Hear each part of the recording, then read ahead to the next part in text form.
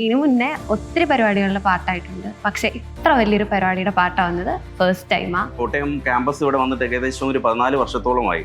ഈ 14 വർഷത്തിനിടയ്ക്ക് നടന്നിട്ടുള്ള എല്ലാ ഇവന്റുകളിൽ നിന്നും ഏറ്റവും മികച്ച അല്ലെങ്കിൽ ഏറ്റവും വലിയൊരു ഇവന്റാണ് നമ്മുടെ ഓണോത്സവ് 2K25 എന്ന് പറഞ്ഞത്.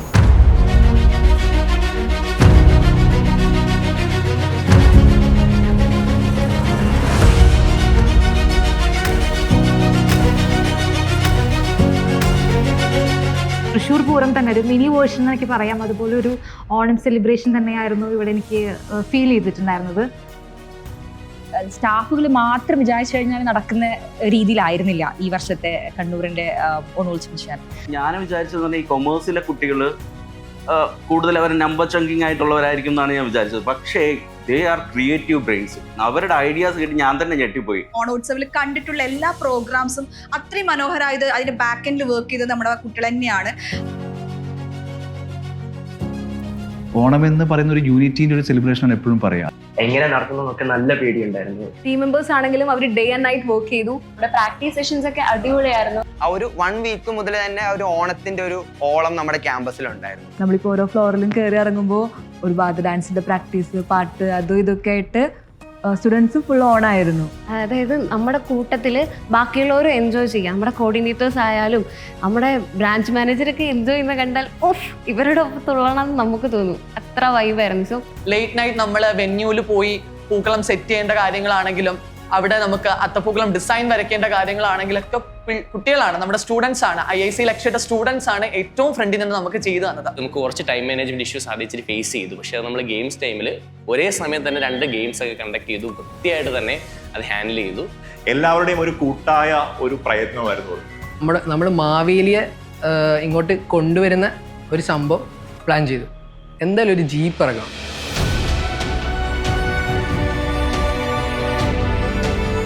ആദ്യം എന്ന് വെച്ചിട്ടുണ്ടെങ്കിൽ നമ്മൾ ഒരു 3 പേരുണ്ടെങ്കിൽ മാത്രം ചെയ്യാൻ പറ്റുന്ന കാര്യം ലാസ്റ്റ് പരിപാടി വന്നപ്പോൾ അത് നമുക്ക് ഒറ്റയ്ക്ക് ചെയ്യാൻ പറ്റുന്ന ഒരു ലെവലിലുള്ള ഒരു ഇത് കിട്ടി. നമുക്കൊരു എന്താ പറയാ, അതിനൊരു ട്രെയിനിങ് കിട്ടിയ പോലെ. കാരണം അത്രയും സ്ക്രീനിങ്ങും ഓടി അടക്കലും ഇവിടെ ലേറ്റ് ആയിട്ട് നിൽക്കണം എല്ലാം ചെയ്ത് വന്നപ്പോൾ ശീലിച്ച്. ഭയങ്കര വലിയ സ്റ്റേജാണ്. അപ്പം നമ്മൾ കുട്ടികളെ ഒരു 2 days ബിഫോർ അവിടെ നമ്മൾ ഹാളിൽ കൊണ്ടുപോയി. എന്നിട്ട് അതിൻ്റെ സ്റ്റേജിൻ്റെ ഒരു വലിപ്പം കാണിച്ചു കൊടുത്തു. അവർക്ക് അതിനു വേണ്ടി നമ്മൾ സ്റ്റാർട്ടിങ്ങേ പിള്ളേരെ നല്ല രീതിക്ക് പ്രിപ്പയർ ചെയ്ത് കൊണ്ടുപോയായിരുന്നു. നമുക്ക് ഇനിഷ്യേറ്റീവ് എടുത്ത് ചെയ്യാനുള്ളൊരു എന്താ പറയാ, ഒരു കോൺഫിഡൻസ് കിട്ടി. പക്ഷെ ഓഡീഷൻസ് മൾട്ടിപ്പിൾ സ്റ്റേജ് കൊടുത്തിട്ട് നമുക്ക് അത്രയും ബെസ്റ്റ് പെർഫോമൻസ് ആണ് നമുക്ക് ഔട്ട്പുട്ടായിട്ട് വേണ്ടതെന്നുള്ളത് കൊണ്ട് തന്നെ ആ ഒരു പ്രിപ്പറേഷൻസും പ്ലാനിങ്സും ഒക്കെ അടിപൊളിയായിരുന്നു. Everything was handled professionally with unity. നമ്മൾ ഈ പറഞ്ഞ നോർമൽ ചാർട്ടിങ് ചെയ്തപ്പോൾ കുട്ടികൾ തന്നെ പറഞ്ഞു, സാർ ഇതെല്ലാം എല്ലായിടത്തും നടക്കുന്നതല്ലേ, നമുക്കിതിലും ഒന്ന് മാറ്റി പിടിച്ചാലോ എന്ന്.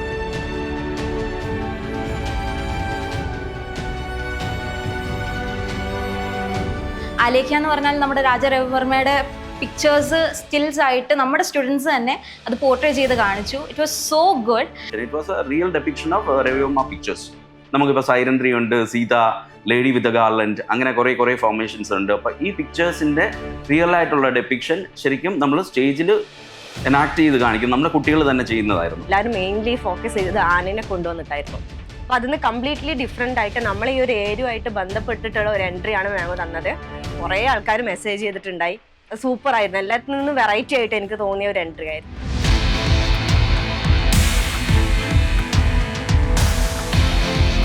എല്ലാ പ്രോഗ്രാംസും മൾട്ടിപ്പിൾ ലെവൽസ് സ്ക്രീനിങ് കഴിഞ്ഞ് വരുന്ന പ്രോഗ്രാംസ് ആണ്. അപ്പോൾ കുട്ടികൾ തന്നെ ആദ്യം ഒരു ലിസ്റ്റ് ഉണ്ടാക്കുന്നു, എത്ര നമ്പർ ഓഫ് പ്രോഗ്രാംസ് ആണെന്ന് നോക്കുന്നു.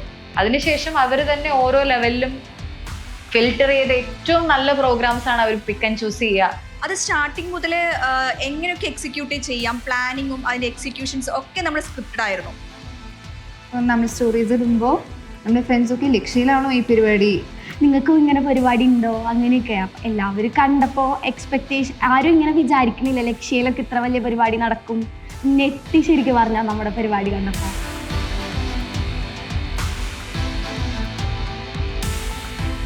എസ്പെഷ്യലി ആ തെയ്യം നമ്മുടെ ആ ഹോളിലോട്ട് കയറി വന്ന ആ ഒരു മൊമെന്റ് എക്സ്പെക്ട് പോലും ചെയ്യാത്ത രീതിയിലായിരുന്നു. ദാറ്റ് മൊമെന്റ് റിയലി പ്രെഡിക്റ്റ് ചെയ്യണില്ല. 2 തെയ്യം ഉണ്ടായിരുന്നത്, കൊട്ടൻ തെയ്യം, ദേവി തെയ്യം, പിന്നെ പുലി. സോ അവരുടെ എൻട്രി വന്നു കഴിഞ്ഞപ്പോൾ തന്നെ സ്റ്റുഡൻസ് ഇതുവരെ കണ്ടിട്ടുള്ള ഒരു ഓണം അല്ല എന്ന് തന്നെ അവർക്ക് മനസ്സിലാകുന്നില്ല. ഇത്രയും ഒരു വലിയൊരു ഇവന്റ് നടക്കുമ്പോൾ അതിനെ ഫിനാൻസ് വരെ മാനേജ് ചെയ്ത് കുട്ടികൾ ഈ ഒരു പ്രോഗ്രാം സക്സസിലേക്ക് എത്തിച്ചത് വളരെ വളരെ സന്തോഷമുള്ള കാര്യമാണ്. കാരണം അത്രയും കുട്ടികൾ പങ്കെടുത്തൊരു പ്രോഗ്രാമിൽ കുട്ടികൾ തന്നെയായിരുന്നു ഇതിന്റെ എല്ലാ കോർഡിനേഷൻസിലും ഏറ്റവും മുൻപന്തിയിലുണ്ടായിരുന്നു. Finance and budgeting fund raising എല്ലാം വെച്ച് കഴിഞ്ഞാൽ ഒരു പരിപാടിയുടെ ക്രിട്ടിക്കൽ ആസ്പെക്ട് ആണ്. CA പഠിക്കുന്ന ആ ഒരു നോളേജ്, തിയറി നോളജ് എല്ലാം കൂടി നമുക്ക് പ്രാക്ടിക്കൽ ആക്കാൻ പറ്റി. നമ്മൾ സ്റ്റുഡൻസ് തന്നെ ഇനീഷ്യേറ്റീവ് എടുത്ത് നമ്മൾ ഫണ്ട് ലൈക്ക് ബിൽഡപ്പ് ചെയ്യുകയായിരുന്നു. സ്പോൺസർഷിപ്പ് ആയിക്കോട്ടെ, നമ്മൾ അവരോട് പോയിട്ട് ലക്ഷ്യന്നാണ് വരുന്നതെന്ന് പറഞ്ഞപ്പം അവര് എങ്ങനെ ഞങ്ങൾ ഓക്കെയാണ്, ഞങ്ങൾ നിൽക്കാം, ലൈക്ക് ആ ഒരു ബ്രാൻഡ് വാല്യൂ നമുക്ക് കിട്ടി. ക്ലാസ് എല്ലാം കഴിഞ്ഞിട്ട് വീട്ടിൽ പോകുന്ന സമയത്തൊക്കെ ബസ് സ്റ്റോപ്പിലൊക്കെ നിൽക്കുമ്പോൾ എല്ലാവരും പറഞ്ഞു ലക്ഷ്യ ലോണാണെന്നുള്ളത്. എല്ലാവരും അതിനുവേണ്ടി അങ്ങ് മുന്നിട്ടിറങ്ങിയപ്പോൾ അതൊന്നൊരു വിഷയമായിട്ട് തോന്നിയില്ല, സിമ്പിളായിരുന്നു. മാത്രമല്ല ഓണസദ്യ അത് പറയേണ്ടത് തന്നെയാണ്, അടിപൊളി സദ്യയായിരുന്നു. ആൾക്കാർ ആ ചെണ്ടയൊക്കെ കൊട്ടി ഇങ്ങനെ കയറി വന്നപ്പം V even couldn't sit on the chair. Even എല്ലാവരെയും ഇപ്പോൾ ആട്ടം ടീമിനെ ഇൻവൈറ്റ് ചെയ്യുന്നതും കാവടിയും ഫുൾ പൂരം വൈബ്സ് ഒക്കെ കൊണ്ടുവന്നിട്ട് അതിൽ അടിപൊളിയായിരുന്നു. ഈവൻ ലാസ്റ്റത്തെ ഫയർ വർക്ക്സ് വരെ സ്റ്റുഡൻസ് എല്ലാം അത് കഴിഞ്ഞിട്ട് വന്ന് നമ്മളോട് പറഞ്ഞാൽ ഇതൊക്കെ നടത്തുമെന്ന് ഞങ്ങൾ ഒരിക്കലും വിചാരിച്ചതല്ല, ബട്ട് അതൊക്കെ ഭയങ്കര അടിപൊളിയായിട്ട് ചെയ്തു. 8 മണിക്ക് നമ്മളത് വൈൻഡപ്പ് ചെയ്യുന്നത് വരെ സ്റ്റുഡൻസിന്റെ എനർജി ആയിരുന്നു ശരിക്കും സർപ്രൈസിങ് ആയിട്ടുണ്ടായിരുന്നു. കൺസോളും ബാക്ക് സ്റ്റേജും നല്ല ഒരുപോലെ നിന്നാണ് ചെയ്ത്, ടൈം ലാഗ് ഇല്ലാണ്ട് നമുക്ക് ചെയ്യാൻ പറ്റിയായിരുന്നു. നമ്മളിപ്പോൾ പ്രൊഫഷണൽ കോഴ്സ് എന്ന് പറയുമ്പോൾ തന്നെ എല്ലാവരും ഒരു സീരിയസ് മോഡിലേക്കാണ് പോവുക. കമ്പയറിങ് ദാറ്റ് ഇവിടെ ലക്ഷ്യയിൽ നമ്മൾക്ക് ആ ഒരു ഫ്രീ മൈൻഡ് തരാനുള്ള ഒരു ഓപ്പർച്യൂണിറ്റി ആയിരുന്നു മെയിൻലി ഇതിൻ്റെ പ്രാക്ടീസ് തൊട്ടേ, അല്ലാണ്ട് ജസ്റ്റ് ഒരു ദിവസം മാത്രമല്ല. മെയിൻ ക്രെഡിറ്റ് എന്ന് പറഞ്ഞാൽ ഓൾമോസ്റ്റ് ടു നമ്മുടെ core committee staff and students ടീമിനാണ് അതുള്ളത്. അതുപോലെ തന്നെ നമ്മൾ ഈ ബ്രാഞ്ചിൽ ഇത്രയും വലിയ പ്രോഗ്രാം നടക്കുന്ന സമയത്ത് എല്ലാ കുട്ടികളും പരസ്പരം കാണാനും, അവരെല്ലാവരും ഫാക്കൽറ്റീസ് ആയാലും കോർഡിനേറ്റേഴ്സ് എല്ലാവരും പരസ്പരം കാണാനും അവർ തമ്മിൽ നല്ലൊരു ബന്ധമുണ്ടാവാനും ഇനി അങ്ങോട്ടുള്ള അക്കാഡമിക്സ് കരിയറിൽ അവർക്ക് പരസ്പരം സഹായിക്കാനും ഇത് വളരെയധികം ഉപകാരം ചെയ്യുന്ന ഒരു സംഭവമാണ്. ഒരു പ്രോഗ്രാമിന്റെ ഓൺ സ്റ്റേജിലുള്ള കോർഡിനേഷനും ഓഫ് സ്റ്റേജുമായിട്ടുള്ള കോർഡിനേഷനും ദാറ്റ് വാസ് ഓസം. പിന്നെ അറേഞ്ച്മെന്റ്സിന്റെ കാര്യം പറയുകയാണെങ്കിൽ നമ്മൾ അക്കാഡമിക്സിനോട് ഒരു ബിഗ് താങ്ക്സ് പറയണം. കാരണം നമ്മളെ ക്ലാസ്സസ് ഒന്നും ഡിസ്റ്റർബ് ആവാത്ത രീതിയിൽ സ്കെഡ്യൂൾ ചെയ്ത് തന്നിട്ടുണ്ടായിരുന്നു നമുക്ക്. ലക്ഷ്യം അവിടെ മാക്സിമം നമുക്ക് എഫേർട്സ് തന്നു, അതായത് എല്ലാ പ്രോഗ്രാമും നല്ല ക്വാളിറ്റി ഉള്ള ഒരു പ്രോഗ്രാമായിരുന്നു. ഈ ഫൈനാൻസിങ്ങും അതേപോലെ തന്നെ ബഡ്ജറ്റിങ്ങും ഇങ്ങനത്തെ ഒരു ബിഗ് റെസ്പോൺസിബിലിറ്റി നമുക്ക് സ്റ്റുഡൻസിന് തന്നതിന് big thank you to Lakshya and അവർ ടീച്ചേഴ്സ്. ആർക്കോ വേണ്ടി ചെയ്യുന്നു എന്നുള്ളൊരു തോന്നലുണ്ടായിട്ടില്ല. അതേപോലെ തന്നെ ഇവിടുത്തെ കോർഡിനേറ്റേഴ്സ് ആയാലും ഇവിടുത്തെ സാറായാലും എല്ലാവരും നമുക്ക് ഹെൽപ്പ് ചെയ്തിട്ടുണ്ട്. കോളേജ് ലൈഫിൽ ഇങ്ങനെ ഓണം ബാക്കി എല്ലാവരും റീൽസ് ഒക്കെ കാണുമ്പോൾ നമ്മൾ അയ്യോ നമുക്കിതൊന്നും ഇല്ലല്ലോ എന്ന് അങ്ങനെ ഒരു കാര്യമേ ഇവിടെ വന്നിട്ടില്ല. ഓൾടുഗെദർ ഒരു അടിപൊളി ഈവന്റ് ആയിരുന്നു. ഒറ്റ വാക്കിൽ പറയുകയാണെങ്കിൽ ഭയങ്കര സൂപ്പറായിരുന്നു.